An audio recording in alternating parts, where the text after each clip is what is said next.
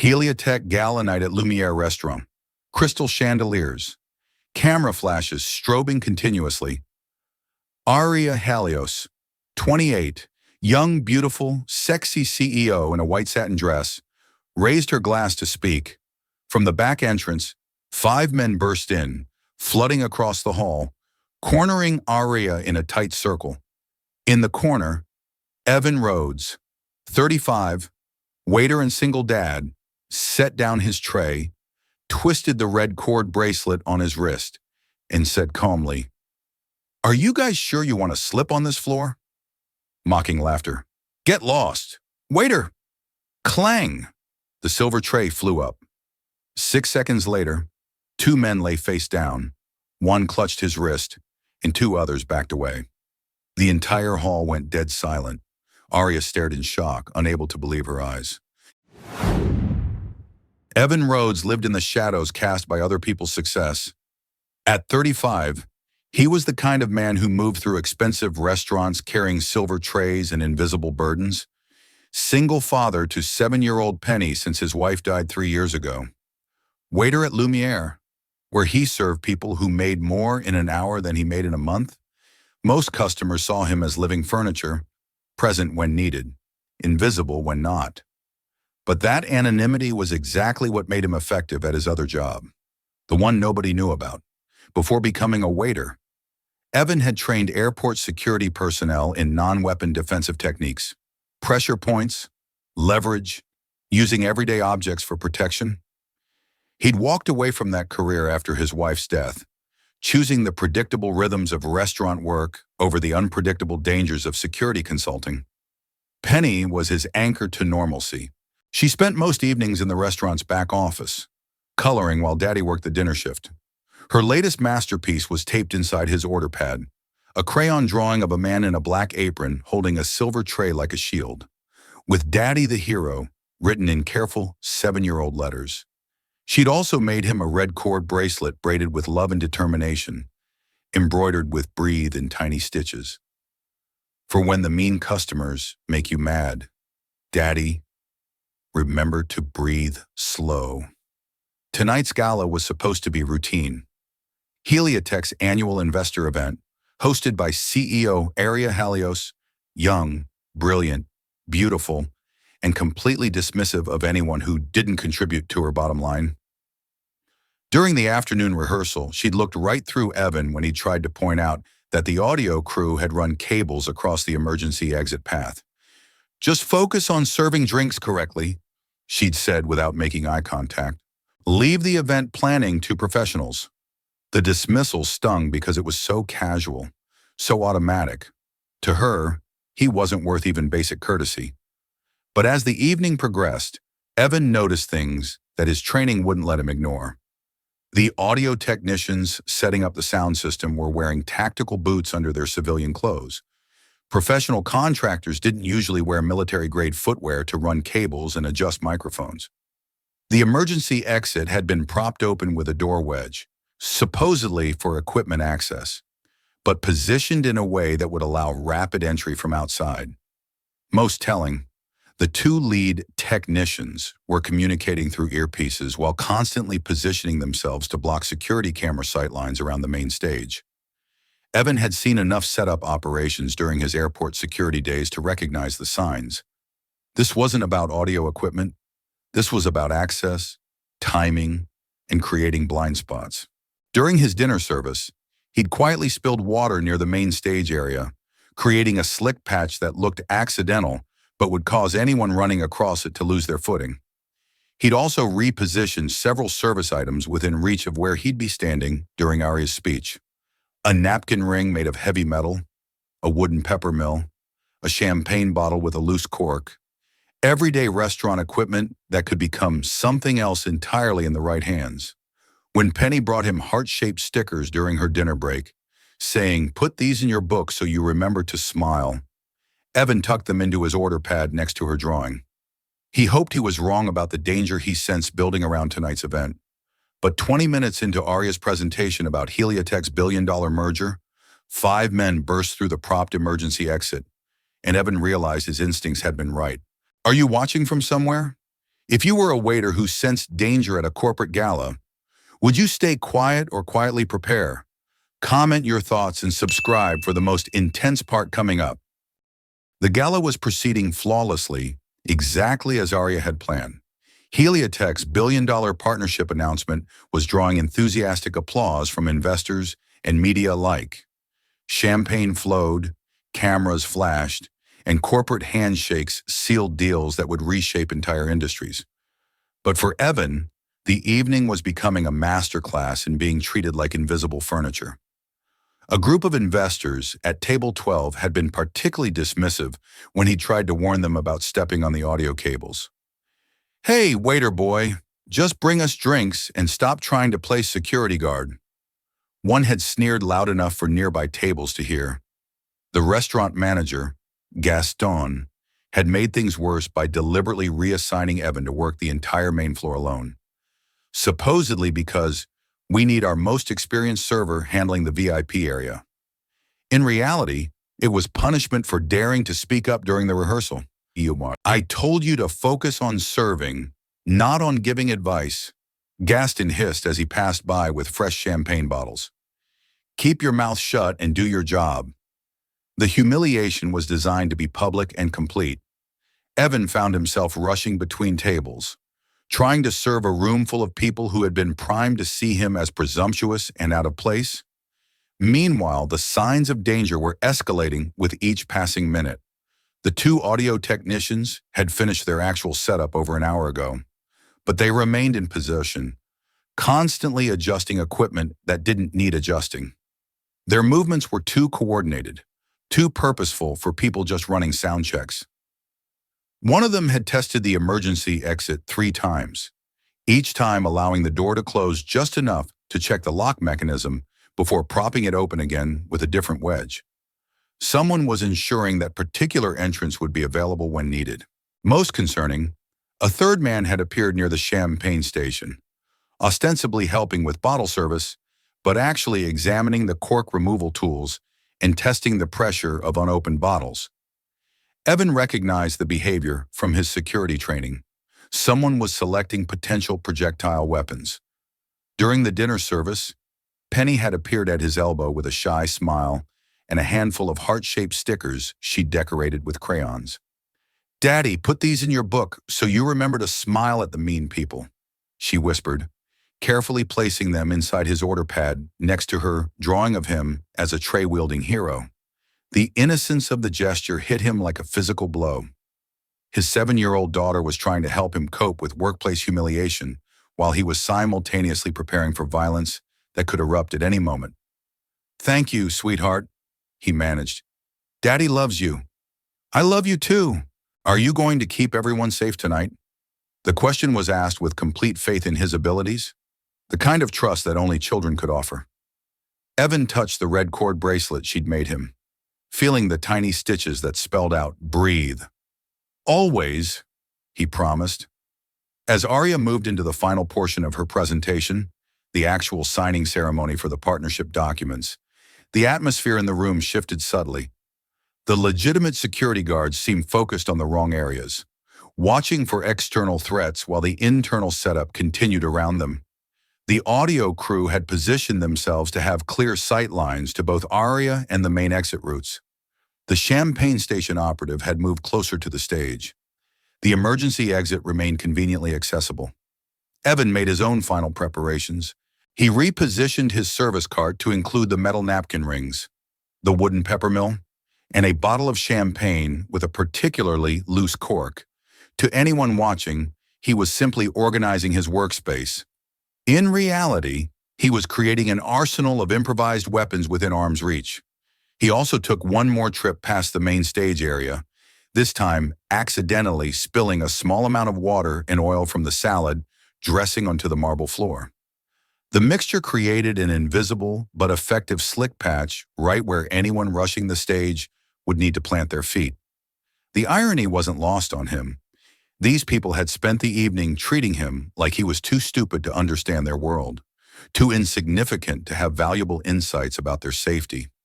They had no idea that their dismissive waiter was the only person in the room who had correctly assessed the threat and positioned himself to respond to it. As Aria lifted her champagne glass to toast the new partnership, Evan saw the final signal. The man at the champagne station touched his earpiece twice and nodded toward the emergency exit. The trap was about to spring. 5 men burst through the prop door exactly as Evan had predicted, moving with military precision toward Aria's position. The legitimate security guards were caught off guard, some of them immediately entangled in the audio cables that had been strategically positioned to trip anyone responding from the main floor. In the chaos of shouting and confusion, Evan heard one of the attackers bark orders. 90 seconds, keep her isolated. No one else gets hurt if they stay back. This wasn't a random attack. It was a carefully orchestrated operation with specific timing and limited objectives. Someone wanted Aria isolated and under pressure for exactly 90 seconds. That's when Evan realized this wasn't just about kidnapping or robbery. Someone was trying to force the CEO of a billion-dollar company to sign something under duress. And they'd planned it for the exact moment when she would already have a pen in her hand and legal documents spread in front of her. The question was, what were they trying to make her sign? And who stood to benefit from it? The answer would have to wait. Right now, 5 armed men were cornering a woman while a room full of people stood frozen in terror. Time to remind everyone that the invisible waiter had been watching all along. Everything happened in the space between heartbeats. Evan stepped forward from his corner position, silver tray in hand, moving with the kind of calm that came from years of training and 3 years of invisible practice. "Are you guys sure you want to slip on this floor?" he asked conversationally. The lead attacker barely glanced at him. "Get lost, waiter." Wrong answer. The first move was pure misdirection. Evan struck the silver tray against the marble column beside him. Clang! Creating a sound that made every person in the room instinctively turn toward the noise. In that split second of divided attention, his elbow found the nerve cluster in the first attacker's forearm, causing instant numbness and the immediate release of a folding knife. The second attacker spun toward the sound, only to catch a champagne cork fired at close range directly into his solar plexus. Evan had loosened the cork during his earlier preparation, and the pressurized projectile hit with enough force to knock the wind out of the man for several crucial seconds. While the attacker gasped for breath, Evan wrapped a service napkin around his wrist and used it to control the joint, applying just enough pressure to suggest cooperation was the better option. The third man tried to deploy pepper spray, but Evan's wooden pepper mill intercepted his hand at the precise pressure point between thumb and forefinger, the spot where even slight pressure caused involuntary muscle relaxation. The spray canister clattered to the floor as its owner stepped backward, directly onto the slick patch Evan had prepared earlier. Physics and preparation did the rest. The fourth attacker found himself wearing a metal napkin ring around his thumb, twisted just enough to create what security professionals called compliance pain, intense discomfort that encouraged stillness without causing permanent damage. The man's attempt to rush forward ended when the ring caught on the audio cable, sending him sprawling. The fifth man had been moving toward the emergency exit with Aria, but Evan's approach blocked his path. A controlled strike to the knee disrupted his balance, and the Kevlar-lined apron Evan wore absorbed the retaliatory punch before he pinned the attacker to the floor using leverage rather than strength. Total elapsed time, 34 seconds. The entire gala stood in the stunned silence, watching 5 professional attackers reduced to groaning, compliant figures scattered across the marble floor like broken chess pieces. Aria stared at Evan as if seeing him for the first time. "Who are you?" "Someone who does his job right," Evan replied simply, already reaching into his apron for the recording device he'd been running for the past 30 minutes. "I need to play something for everyone," he announced to the room, his voice carrying the authority of someone who had just proven his competence beyond question. The audio was damning. Clear conversations between the audio technicians discussing the 90-second timeline and their specific instruction to keep the CEO isolated long enough to sign the addendum transfer.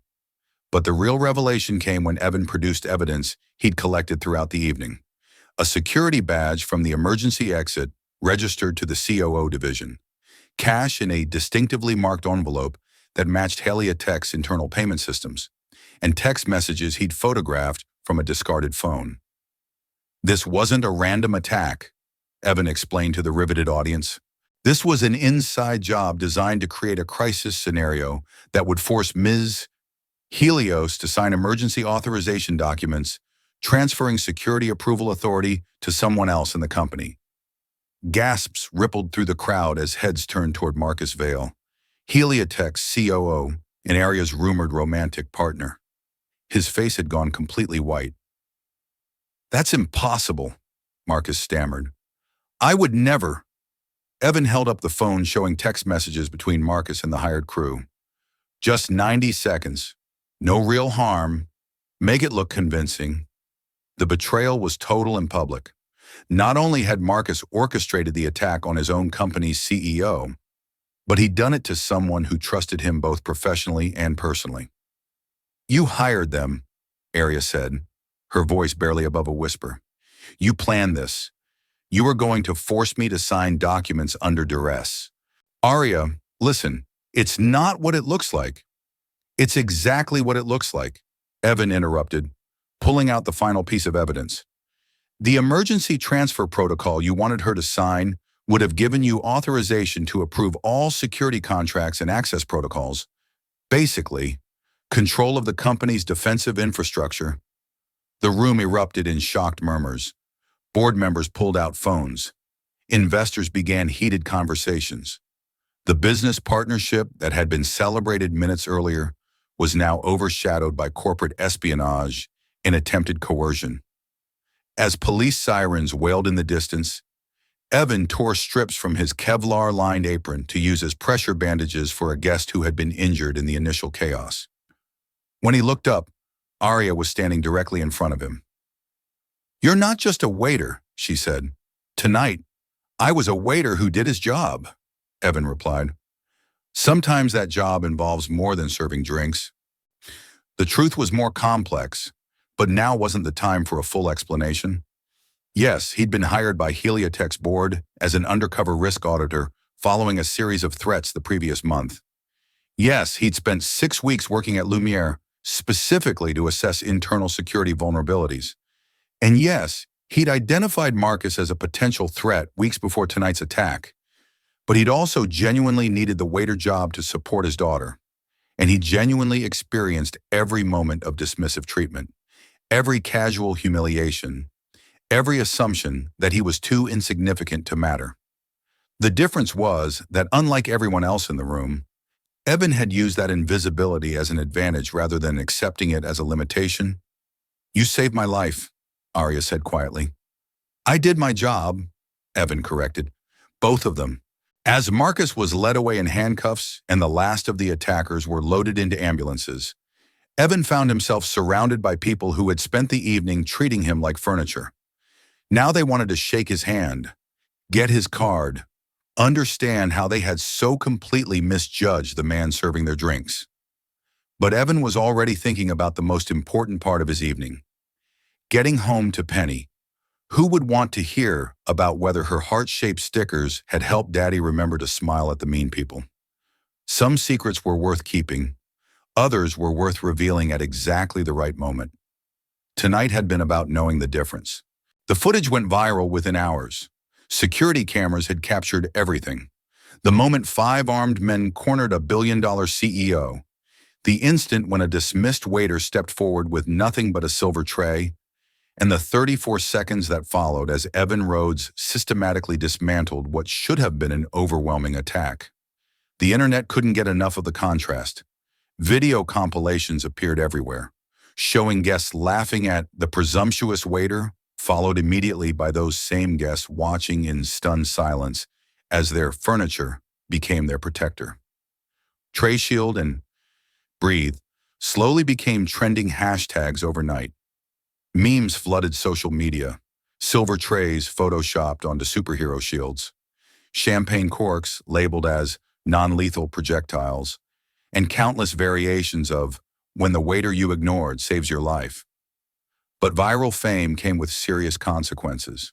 Marcus Vale faced federal charges for conspiracy, corporate espionage, and orchestrating an assault. The 5 hired attackers were singing detailed confessions, revealing that Marcus had promised them easy money for what he described as theatrical intimidation rather than actual violence. The betrayal cut deeper than business. Marcus hadn't just attacked Heliotech's CEO, he'd attacked someone who had trusted him personally. Their relationship was now public wreckage analyzed by financial news networks and gossip blogs. For Aria, the revelation created double trauma.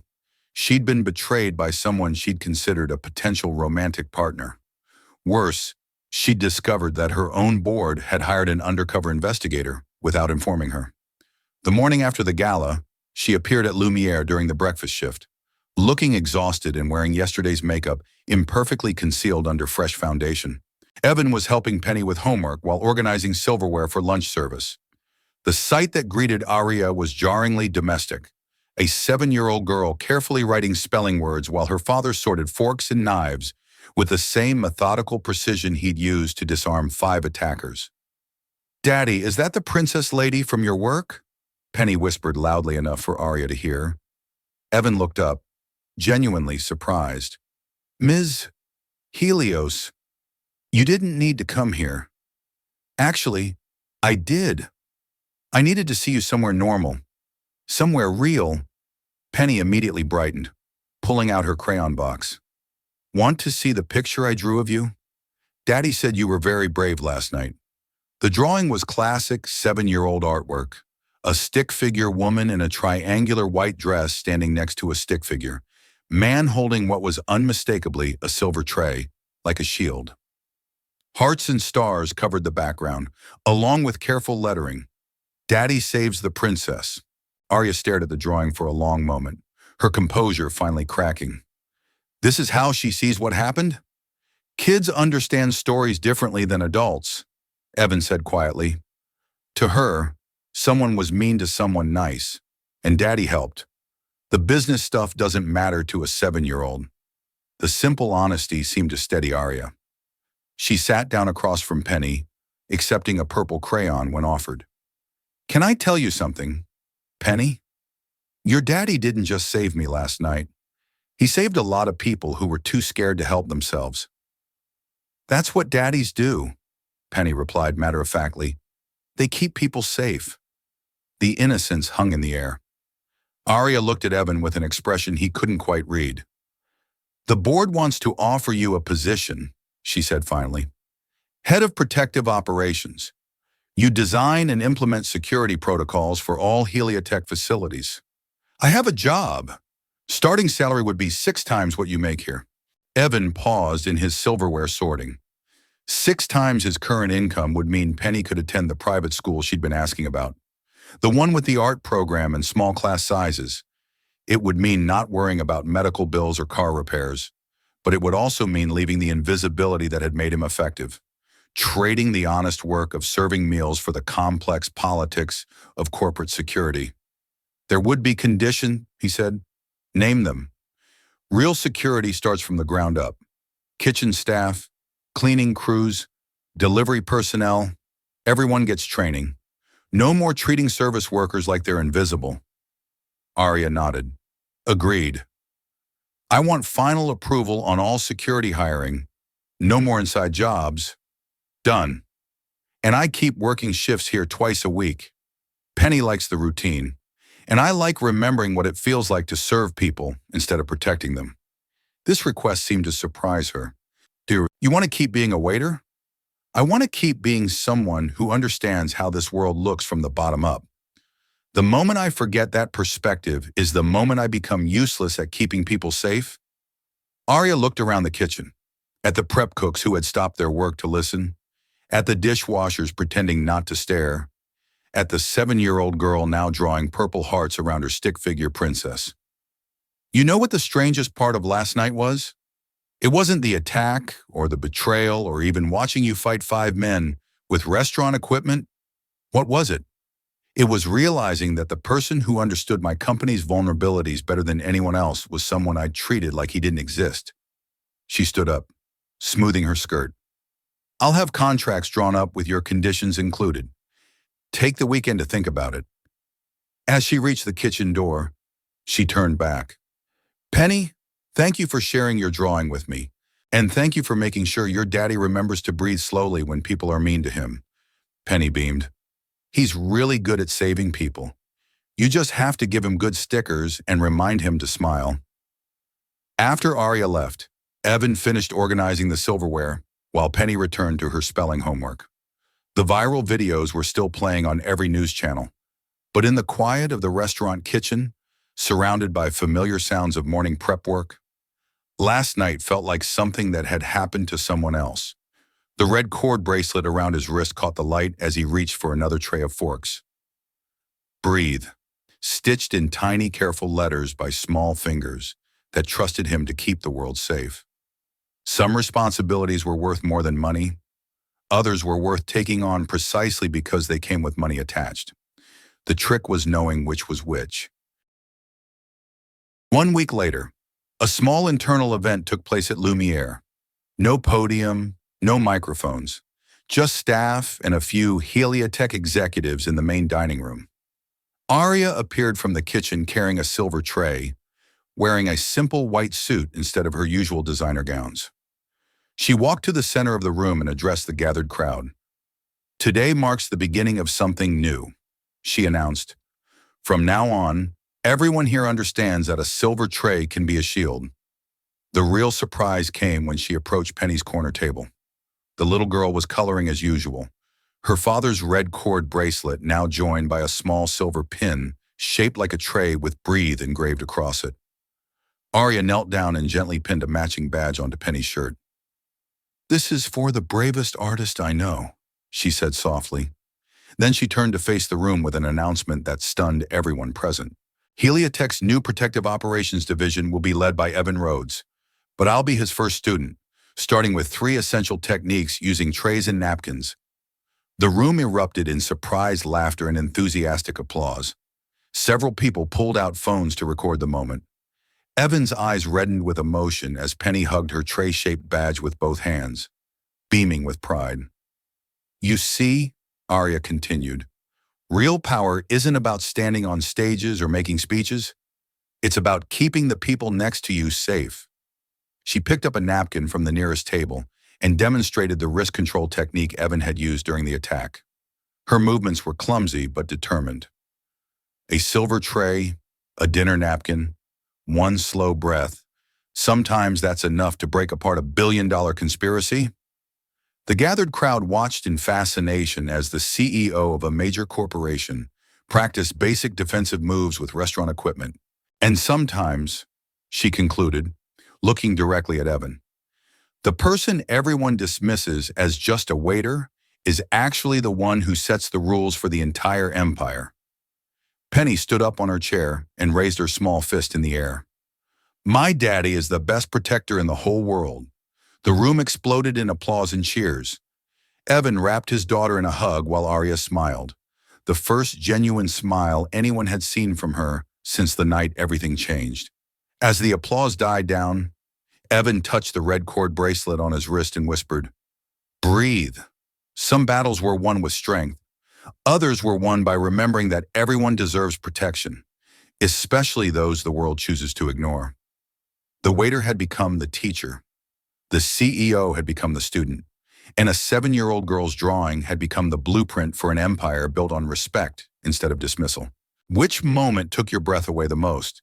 The 30 seconds when Evan took down 5 men, or when the CEO carried a tray asking to become his student? Comment your feelings and subscribe for more stories of power reversals.